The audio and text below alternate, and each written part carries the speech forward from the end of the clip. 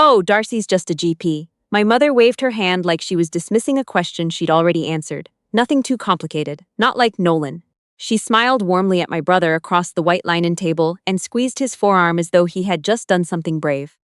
The man she had said it to was Dr. Alan Fournier, the chair of the Ontario Hospital Foundation's board of directors. He was seated directly across from us at the Foundation's annual Excellence in Medicine Gala, and he had asked my mother what I did for a living. She had answered before I opened my mouth.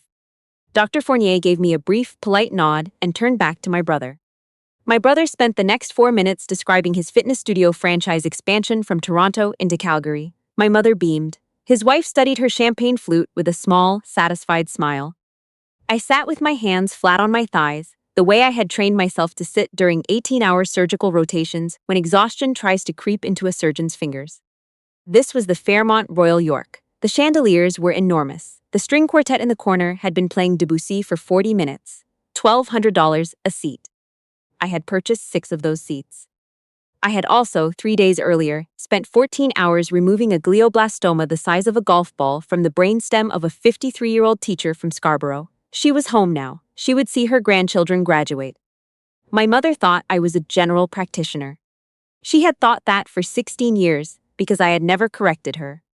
Tonight was the last night I would let her believe it.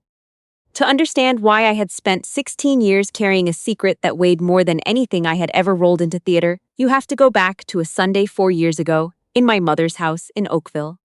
The table was set for 14. It was always set for 14 at Christmas. My brother and his wife, their 2 boys, my mother's book club friends, a cousin who drove up from Hamilton, and me at the far end wedged between the sideboard and the wall. There was no particular reason I always ended up at that end.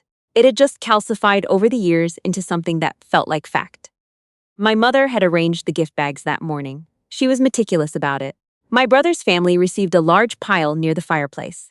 A Vitamix blender for his wife, noise-canceling headphones for each of the boys, and for my brother himself, an engraved leather portfolio from a boutique on Queen Street that she announced had cost $340. She said the price 3 times. My gift bag was on the sideboard. Inside was a $50 winner's gift card and a packet of herbal tea.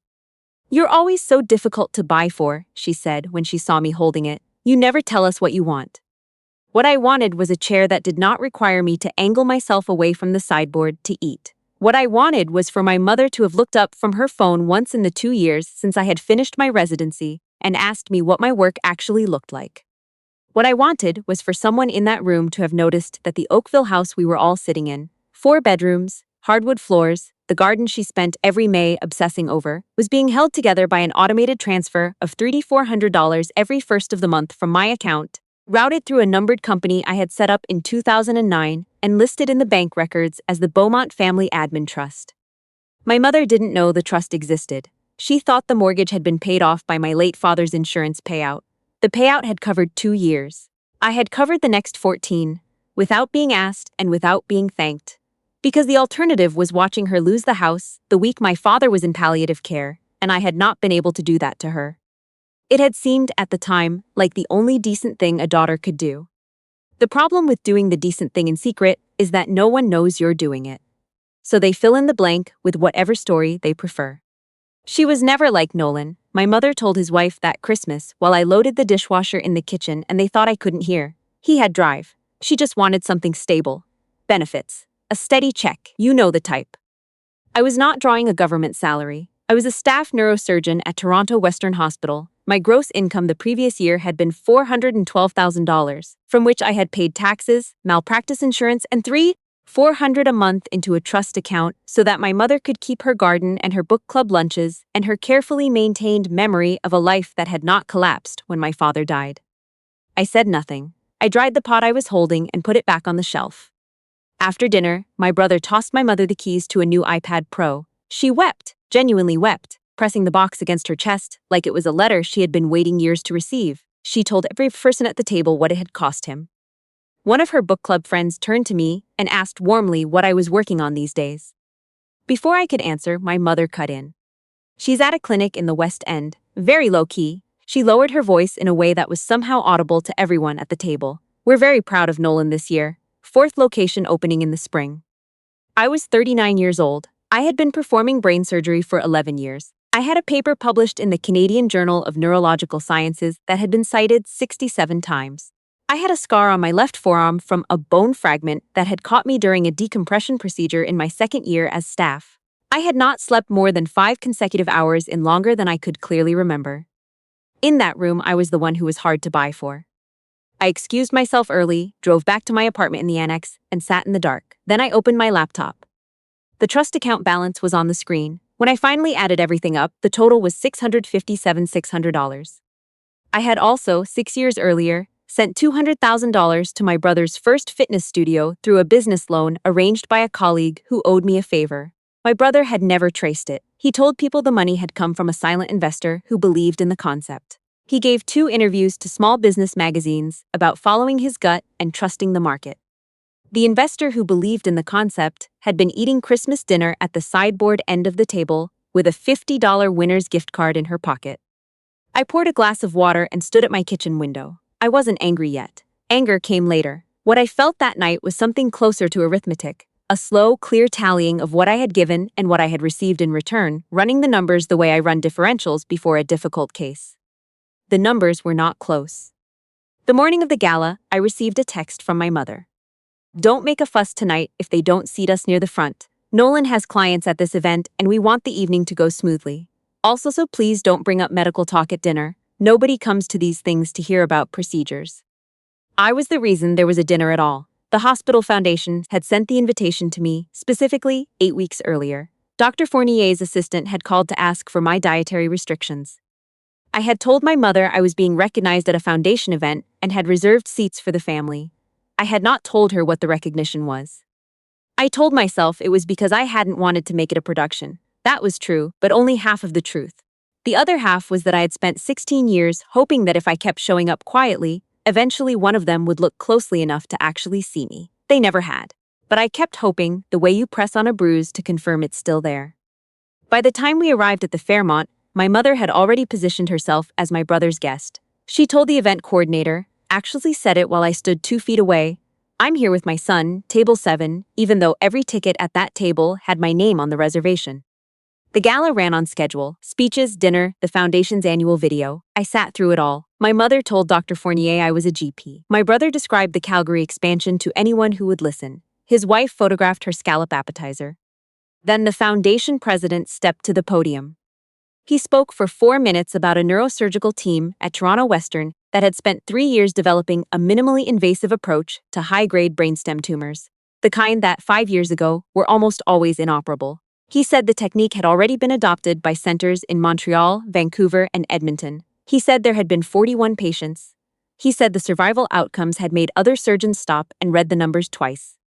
He said the Ontario Hospital Foundation's Physician of the Year award was going to the surgeon who had led that work. Dr. Darcy Bola, he said, of Toronto Western. The room rose. Not everyone at once, rooms never do, but the medical staff at the surrounding tables were on their feet within 2 seconds, and the sound hit the ceiling and came back down as something physical. I stood from my chair. My colleague Riva, seated 2 tables over with the surgical department group, caught my eye. She was grinning so hard her face looked like it might not recover. Dr. Fournier was standing. He began to clap with his full hands, the way people clap when they mean it. I walked to the stage. I did not look at my mother. I didn't need to. I had written my remarks 3 weeks earlier. I thanked the team. I thanked the residents who had worked 14-hour days alongside me without complaint.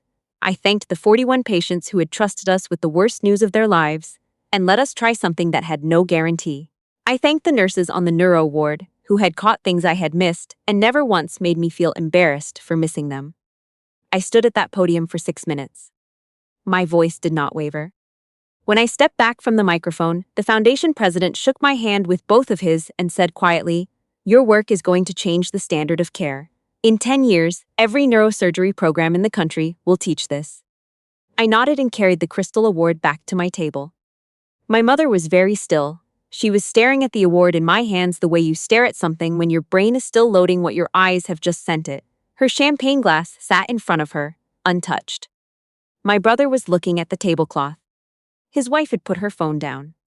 I placed the award beside my water glass. I took a slow sip and set the glass down precisely. Then my mother reached across and covered my hand with hers. Darcy, she said, her voice dropped low, we are so proud of you. We always. Please don't. My voice came out quiet and even. An hour ago, when Dr. Fournier asked what I did, you told him I was a GP before I could answer. At Christmas 2 years ago, you told your book club friends I worked at a walk-in clinic in the West End. You have described me, at multiple family events, as someone who wasn't particularly ambitious. I looked at her directly. I have a surgeon's memory. I don't forget things I've heard. Her hand went still on mine. I also know, I continued, at the same quiet volume, that the house in Oakville has been financed for 16 years by a trust I set up in my name. The mortgage is $3,400 a month. I've paid $657,600 since 2009. You believed it was covered by Dad's insurance payout. I paused. It wasn't. It ran out in 2011. She opened her mouth. I also know, I said, that the $200,000 that saved the first studio came from me, arranged through a colleague, because I didn't want the complication of doing it directly. 4 more locations were built on that money. There were magazine interviews. My brother's chair shifted back almost imperceptibly. I'm not telling you this for an apology, I said. I don't think you have one that would mean anything to me tonight. I'm telling you because I have spent 16 years holding the floor up and standing on it at the same time, and I am not going to do it anymore. I folded my napkin and set it beside my plate. The trust transfers will stop at the end of this month. There's enough in the buffer to cover 2 more payments while you make other arrangements. I've already contacted a financial planner who can walk you through the refinancing options. Her card is in an email I sent you this afternoon. My mother looked at me, her eyes were very bright. I'm your daughter, I said, and I have spent 16 years waiting for you to act like it. I can't keep waiting. I have patients who actually need me. I picked up the award, stood and walked over to Reva's table. She shifted her chair without being asked. I sat beside her and she put a hand briefly on my shoulder and said nothing, which was exactly right.